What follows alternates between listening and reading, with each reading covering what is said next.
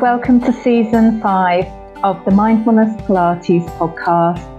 I'm Beverly Densham, Mindfulness Pilates teacher of over 25 years and author. I really look forward to bringing you tips to reduce back pain to feel good, as well as working through stress to calm, with relaxation, positive affirmations and inspiration every week to inspire you in body and mind. Feel stronger, happy and calm.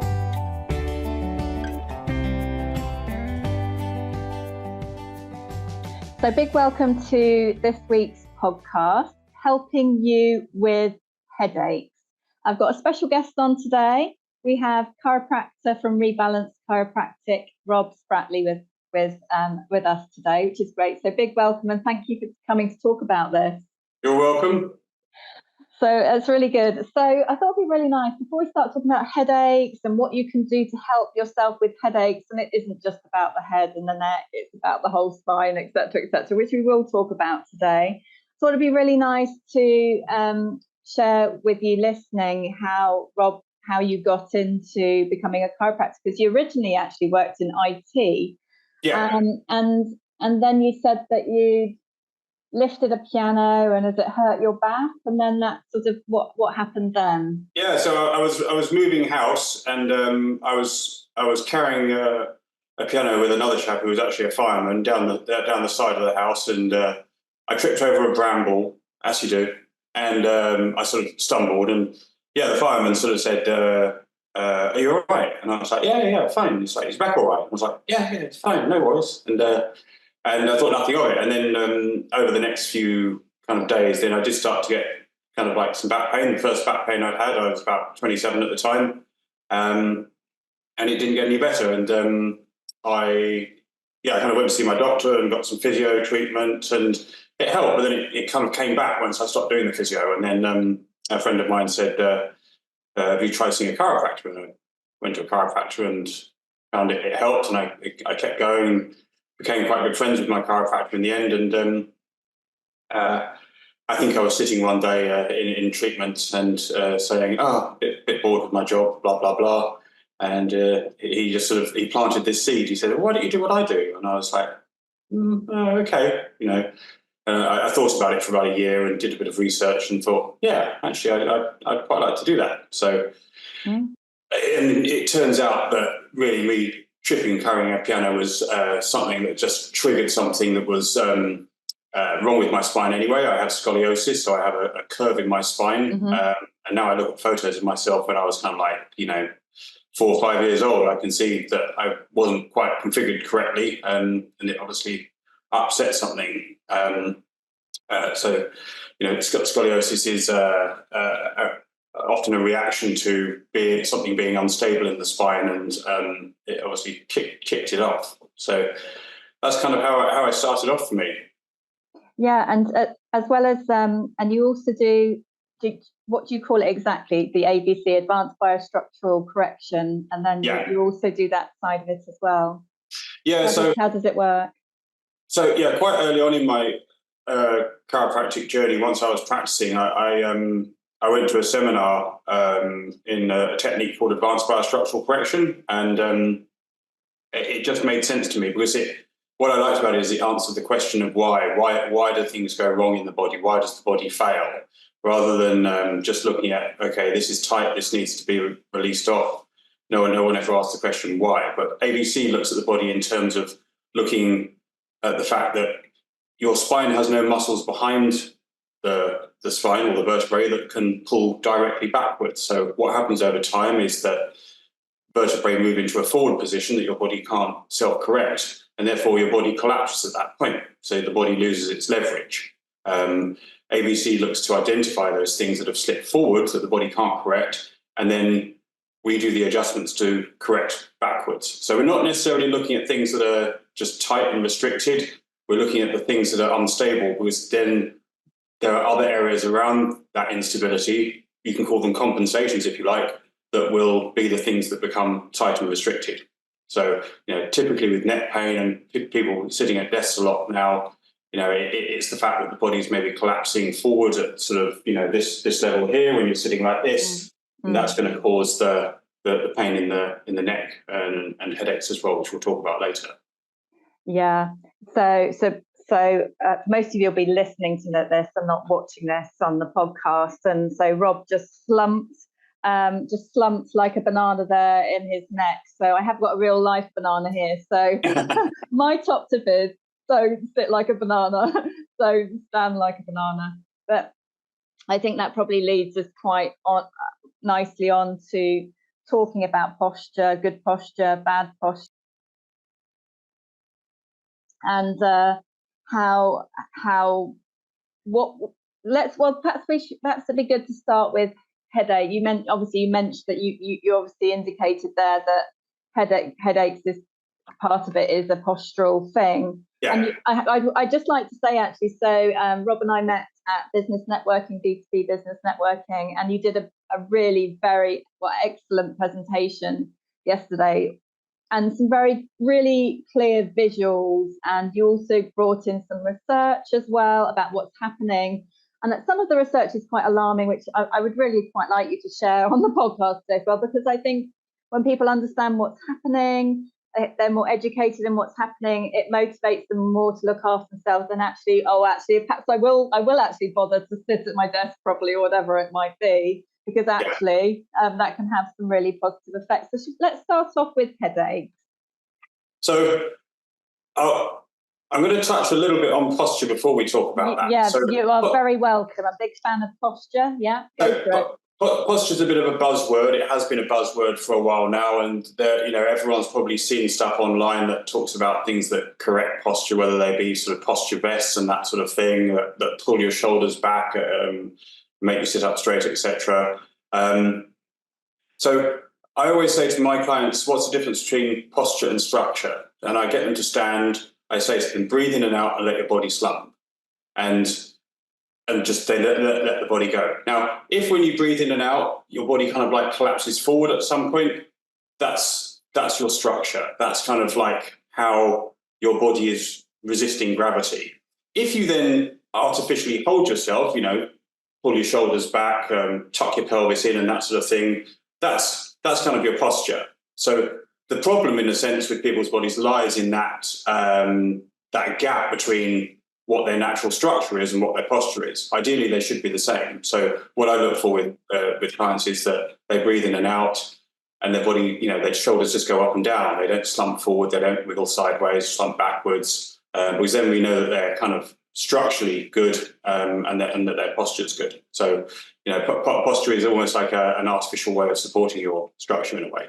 Now, with headaches, then most people, if they suffer from what are called tension headaches, which is the commonest form of headaches, they will tend to feel that they get tight around the top of the shoulders. They'll get tight in those muscles, just kind of like at the base of the neck, just underneath where your skull joins into the neck. And a lot of the time that's because the body has collapsed forward, so it's slumping, if you like, and then your body is having to activate or overactivate muscles that will pull the head back and pull the shoulders back. And you don't know it's happening because your body kind of like does it automatically, but it adds a certain element of stress and fatigue to those muscles. And that tension can then transfer up into the tissues around the skull and give you what's called a tension headache. So, a typical tension headache will start with some pain at the base of the skull, and then often it will go kind of like to the forehead, and it feels like you've got like a tight band around the forehead. It's not always just resolved though by kind of like doing soft tissue release or around the shoulders and neck, because that slump, that collapse of the bodies could be happening anywhere. It could be happening in the lower back. So I'll have a lot of clients, if they come in with headaches, I will manually sort of push their belly in to support their lower back and hold it for 20 seconds and say, do you feel the headache easing as I do this? And quite often they'll say, yeah, that's kind of weird. And it's because we're straightening the body out and bringing the head back over the shoulders by doing that, if that's what that person's major problem is. So the spine works as one synchronous unit. So it all works together. And when you're looking at any problem, including headaches, you have to kind of look at where the body's failing and what's putting the tension on the muscles in the neck and also on the spine itself. So. Yeah. Yeah, because there are many different posture types when it goes wrong, aren't there? I see all sorts of different posture types. And what other headaches can people suffer from? Because when we've chatted about it before, you've talked about migraines and other different types of headaches as well. Yeah, so yeah, migraines are of course a common cause of headaches. It's you'll tend to get kind of like a more intense headache. You may experience some sickness, brightness to light, some dizziness, disorientation. Some people get like migraine with an aura as well. Yeah, like zigzaggy. Yeah, that's it. Yeah. There's a less common type of headache that happens more with men than women called cluster headaches. They're not really fully understood. Current research suggests that it's due to kind of an over-release of histamine and serotonin, I think, in the body that's causing it. They're extremely painful. I wouldn't wish them on anyone. They're sometimes called suicide headaches, in fact, because people have been known to kill themselves if they suffer from them so badly. Okay. Usually they're on one side of the head behind the eye, and often you'll get like a watering eye and a runny nose with it and a slight face droop. They're called cluster headaches because they occur in clusters. They can be kind of like a few minutes at a time to half an hour at a time. And there's not really any kind of like known way to solve them, but as I say, it happens more with men for some reason. Migraines happen more common with women, which is largely a hormonal difference. Mm. And when we were chatting the other day, I shared that I got headaches at the end of pregnancy, a long time ago. And it was actually part of the symptom of preeclampsia, and then had a preeclamptic fit, and then was in intensive care. But the sensitivity to light afterwards and beforehand was just enormous. I think I was in a dark room at the time. So there's so many different types of headaches, and some of them are actually can be life threatening. Obviously, some people die of preeclampsia. And obviously headaches is just a part of it, but at least it's a warning signal, that it can hopefully be addressed and lives be saved with that knowledge. Yeah, I mean, if you're getting really bad headaches and they're regular, certainly don't ignore them. No. Especially if you get vomiting without nausea, that's definitely a headache you don't want to ignore. Because it can be an indication that you've got a growth in the head or a bleed. So straight away. Yeah, exactly. So yeah, you said obviously some need to be taken very seriously. Oh yeah. Yeah, exactly. So how do you help with the headaches from a obviously structural and chiropractic point of view in the ABC work? Yeah, so I mean, I personally, and I think everyone who does what I do gets very good results with headaches. It's never 100% because you will get times when it's not kind of a structural related thing. But really, what we're looking at doing is taking the tension out of the musculature, the muscles coming from the back up to the head, and also if you think about the fact your spinal cord is a set length, it attaches to your brain at the top end and down to your coccyx at the other end.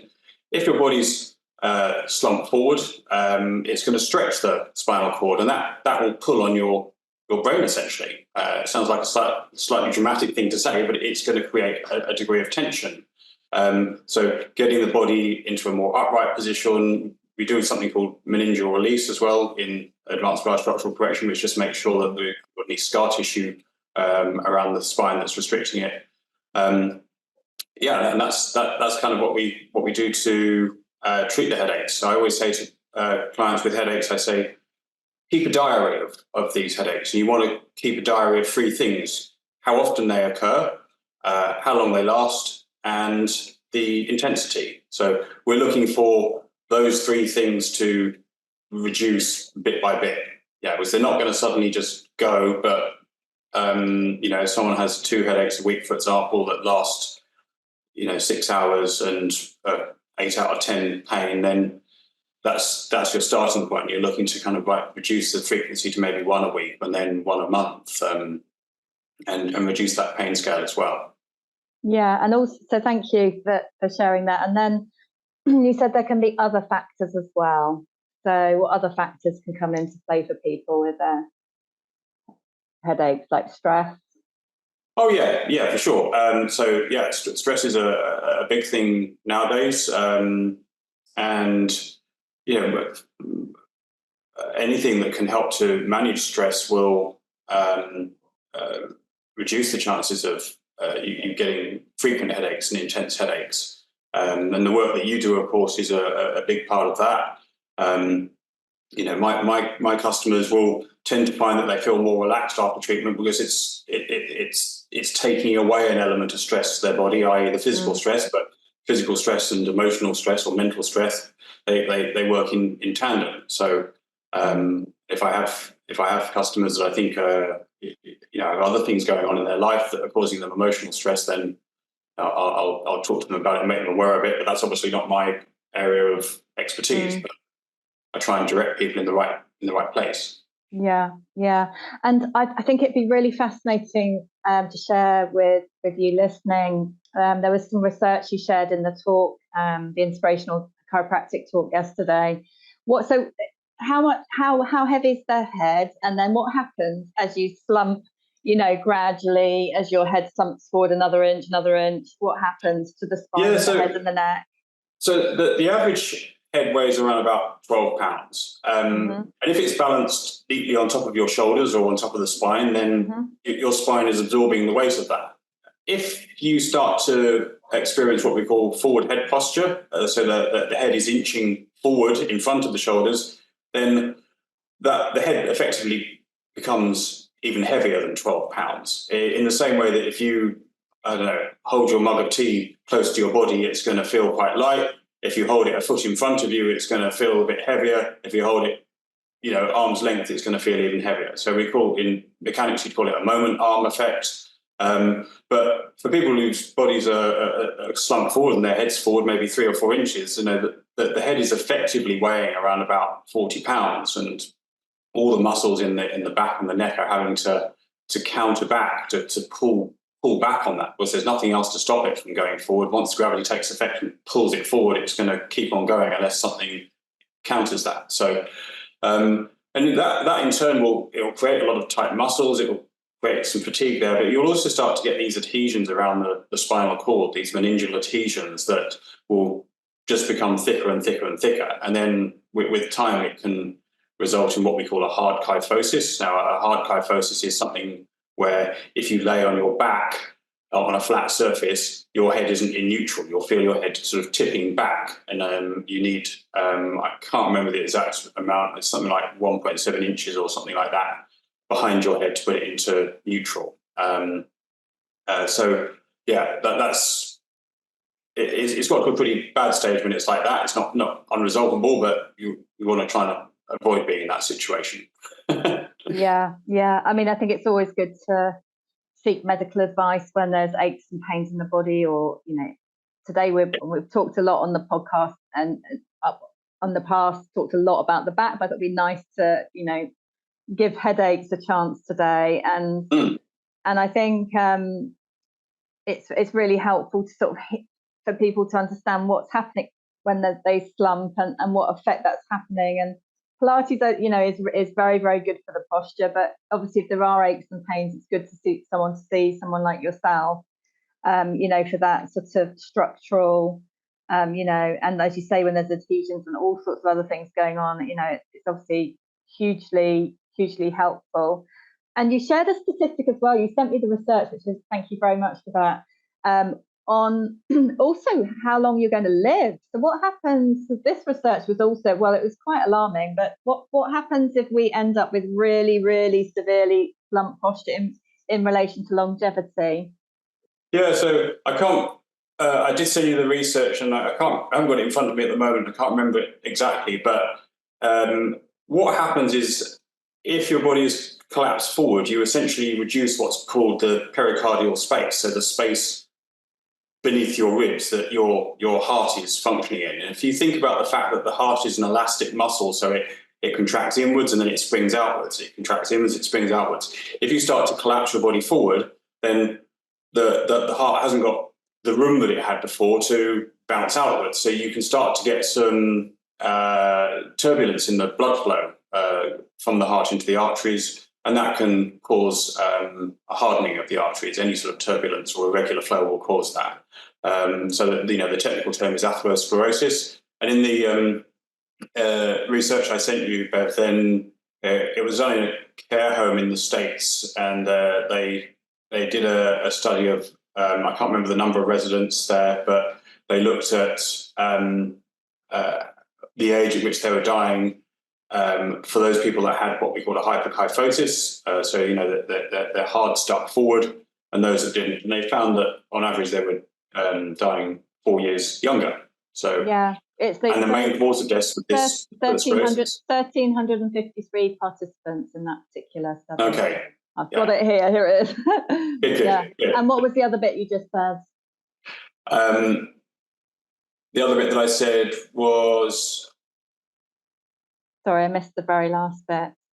But I think we've got the overall gist of it, so that's good. But it's quite shocking. It's quite shocking. Yeah. I think wouldn't it be wonderful if everybody was educated with this, kind of information? Because I think I was talking to my clients today about tech necks. It's another word for it, and I hadn't heard the expression until much more recently of what tech neck was, and the last few years.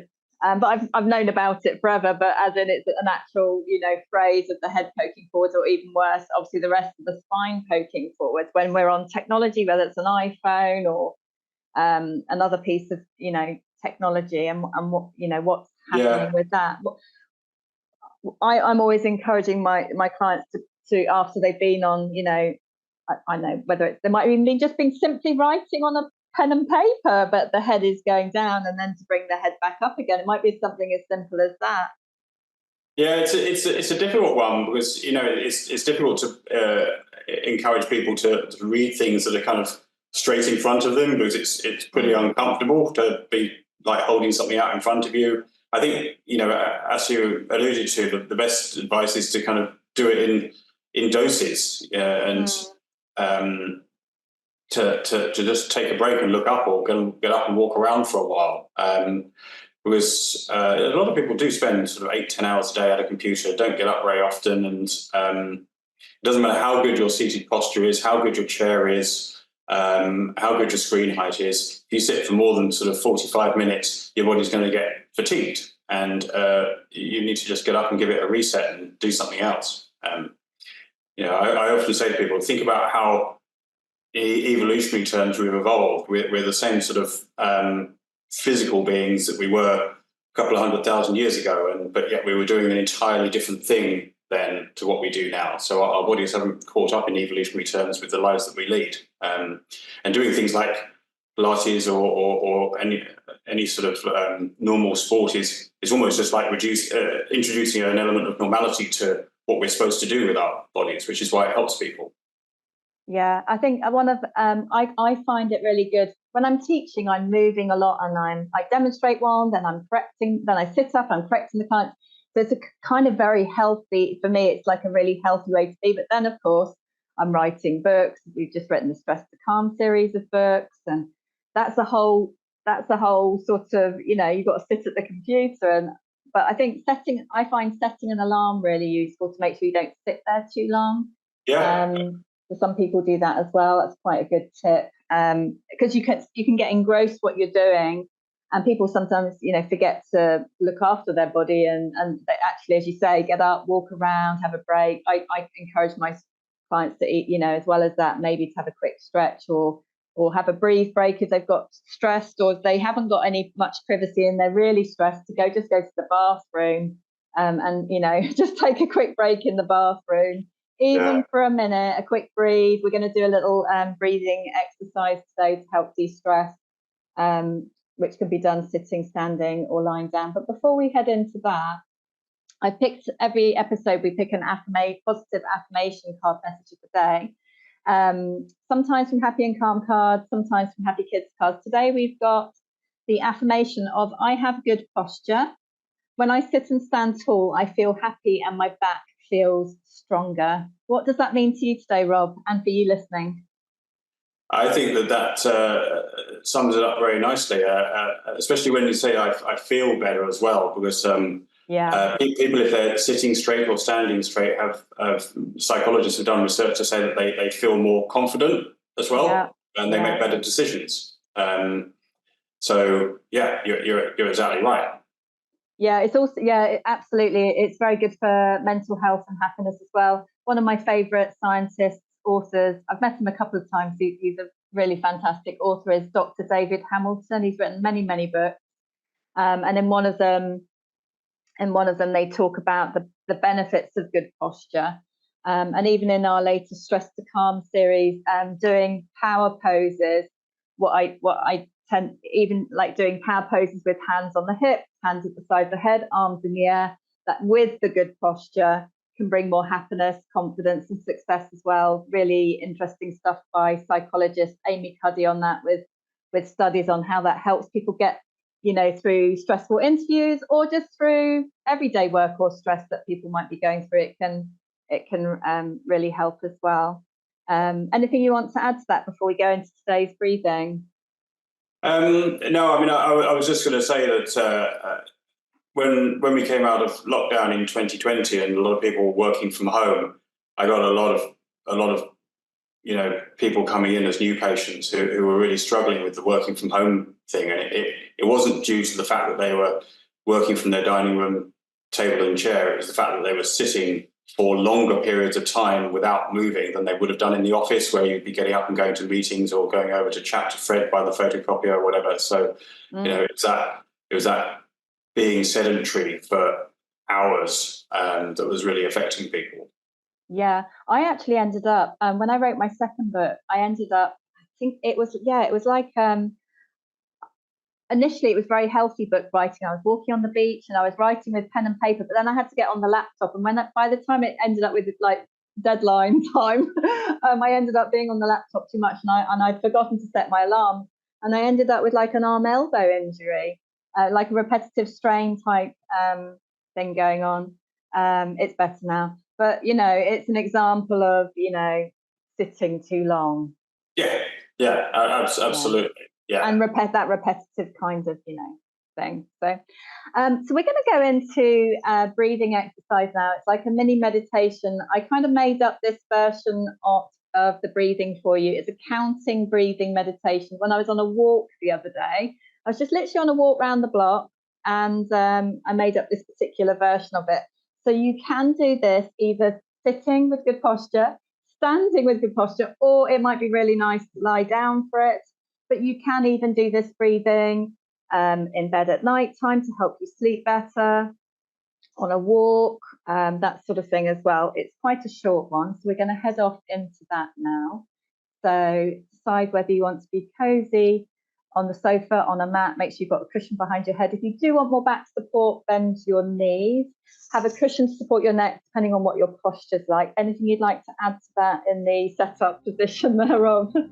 No, you go for it. This is yours. Okay. So big welcome to your number 1 to 5 relaxation meditation. Sitting, standing, or lying down. If you're lying down, bend your knees for more back support, and place your hands on your tummy or arms down by your side, wherever is comfortable for you. You're going to do relaxation abdominal breathing, where you let the tummy rise and fall. So you're going to be breathing in through your nose for a count of 1 and exhaling for a count of 2. In through your nose, out through your mouth, relax. And on the next one, you're going to breathe in for 2 and out for 3. Breathe into your tummy like a balloon inflating, and then relax the tummy. Next one is in for 3 and out for 4. Let your tummy rise and fall, and relax your head, neck and shoulders. Well done. Breathe. Next one is in for 4 and out for up to 5.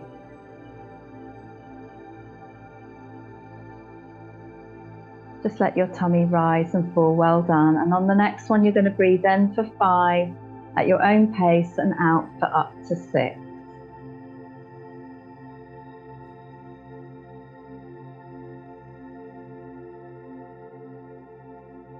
And then you're going to repeat this one more time, starting at number 1. On the next out breath, relax your shoulders, happy shoulders. In for 1 and out for 2, relax. You know what you're doing now. In for 2, out for 3, relax. Relaxing your back, hips and thighs. In for 3 and out for 4, relax. Relaxing your shoulders, arms, hands, thumbs and fingers. Let your tummy rise and fall. In for 4, out for 5, relax.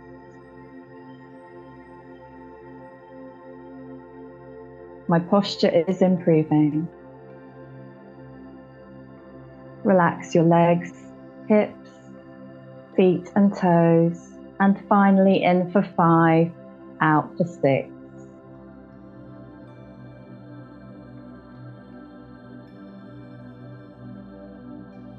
My posture is improving, re-energizing, feeling stronger, calmer, more resilient in body and mind. Remember, you can take yourself back to this breathing anytime you like. Take a breath in. You can either repeat it again or take a breath in. As you exhale, wiggle your fingers and your toes, slowly opening your eyes, or stay there longer and have a glass of water. Really hope you found that useful today. Enjoy. So welcome back after the relaxation breathing meditation.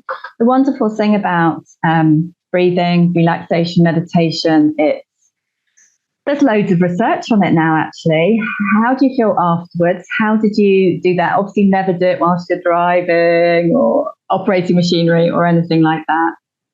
But you can do this just for a minute, you can do for 2 minutes, you can do it for longer if you like as well. It's quite good to have a glass of water afterwards. If you're lying down, you can really let the muscles relax into it. And sometimes we don't realize that we hoiked our shoulders up to our ears, wearing them like earrings. We might have tensed them forwards, or especially if we've been going into that kyphotic, slumped posture. So it just allows everything to settle into a better position. And obviously, if you are getting headaches and stuff, then it's really nice to do these sorts of things with the eyes closed, let alone if you have migraines or anything else. It's good to do this with eyes closed. So how did you enjoy that, Rob? and you listening? Oh, sorry, there we go. So how are you feeling after that, Rob? There we go. Yeah. So I used to do meditation years ago, and it took me back. Yeah, I remember you used to put the hands on the stomach, and then as you breathe in, sort of bring the hands up. Almost imagine they're like bellows, and sort of pushing the air in, and then sort of pushing it out using the hands. It's like a way of almost like connecting the body with the breathing as well. Yeah. Thank you for sharing. And this type of breathing isn't actually Pilates breathing, I'll just emphasize that. Pilates breathing is actually lateral thoracic breathing into the ribs and the back so that you can have the deep abdominals engaged during the exercises and your low back a bit more supported. But I do teach all of this type of breathing as well because it's hugely beneficial and it's really calming on the nervous system as well. So I thought I'd treat everyone to that one today. So really hope you enjoyed that for those of you listening. And where do you listen to your podcast? We'd love to know. So what we thought would be nice near the end today, something else I thought about with headaches there. Oh yeah, now I've had migraines in the past and many headaches, mainly due to that whole childbirth incident, but also with whiplash injuries, road traffic accident, etc., etc. Now, I teach a lot of the sort of physio Pilates type basic stretches, which me and my clients find really useful, like bringing the head to the side and chin to chest and rotations and all of that sort of thing. And in the past, when I've had migraines, sometimes I need to just have good posture, do some breathing, and go to sleep for an hour in a dark room. Other times, I'll just see what your take is on this. Other times, I've sat at the side of the bed, good posture, close my eyes because I'm getting all the zigzaggy things going on. Sometimes I've managed to stop a migraine in its tracks by sitting on my bed, dark room, close my eyes, good posture, bit of breathing, and then going into ear towards shoulder stretches and doing about 5, 10 altogether of each thing. And then sometimes that just took the migraine away. Now, other times it didn't, and I'd need the sleep as well. So what's your take on that, just out of interest? Yeah, so I mean, the type of stretching there that you recommend is good in terms of what we call lateral flexion, so bringing the ear down to the shoulder.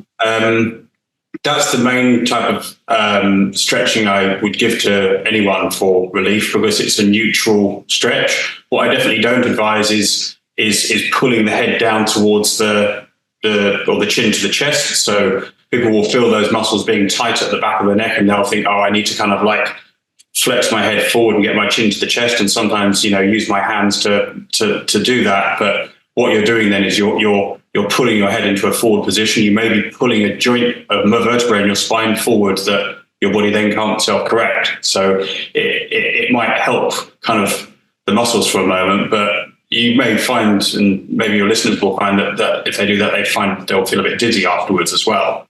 But the side-to-side stretching is great. I don't encourage doing head rolls because they're not really a natural movement for the neck.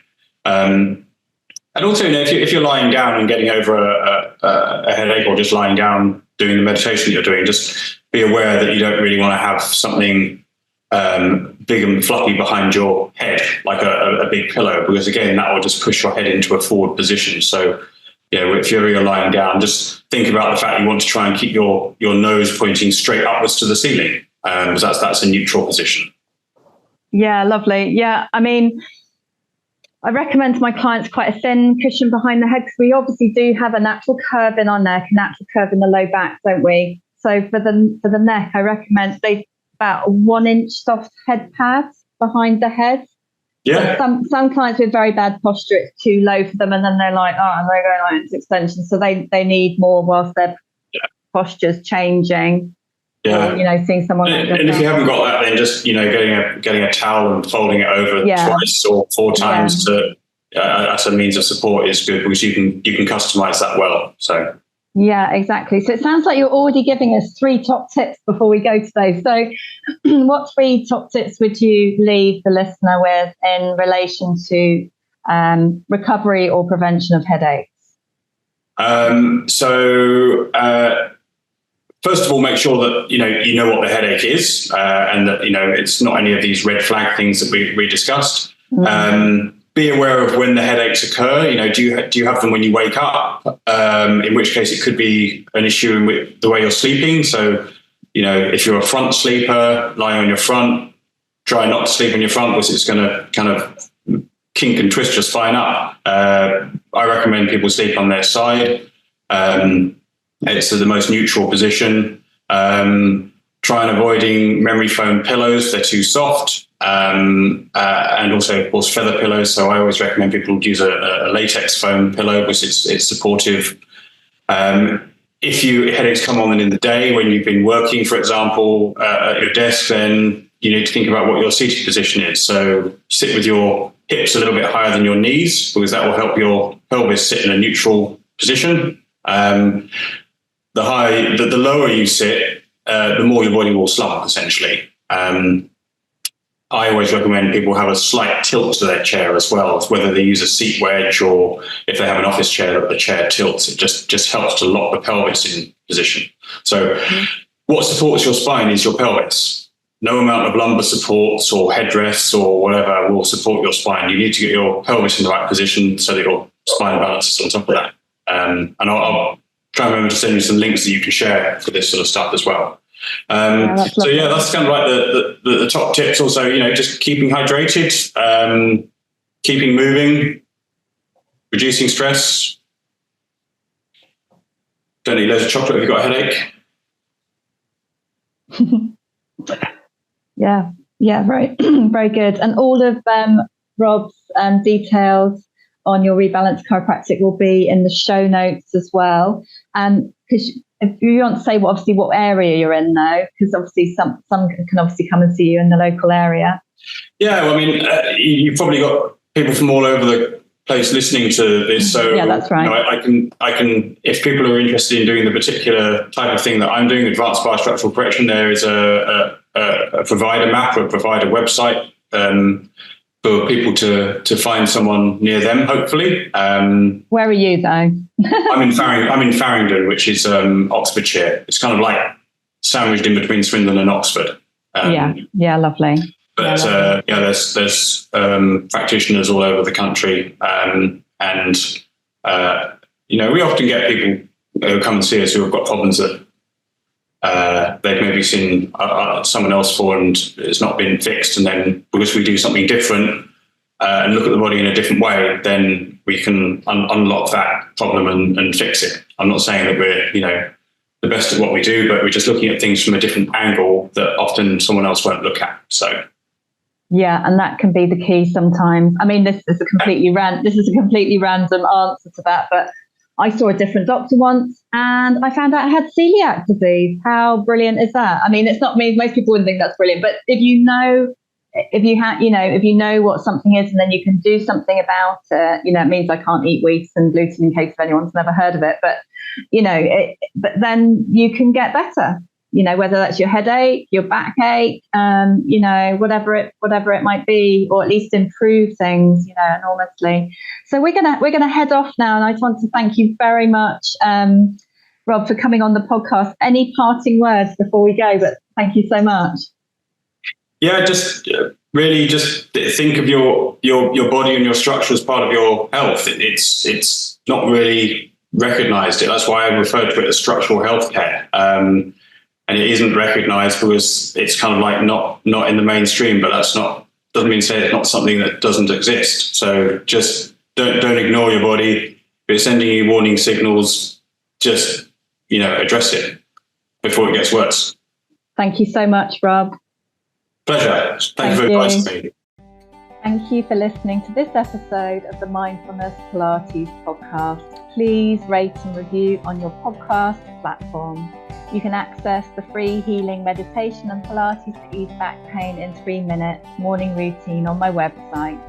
And you can also book your free Pilates taster class at the Zoom studio, one-to-one Pilates program, and mindfulness Pilates classes and more at www.mindfulnesspilates.com.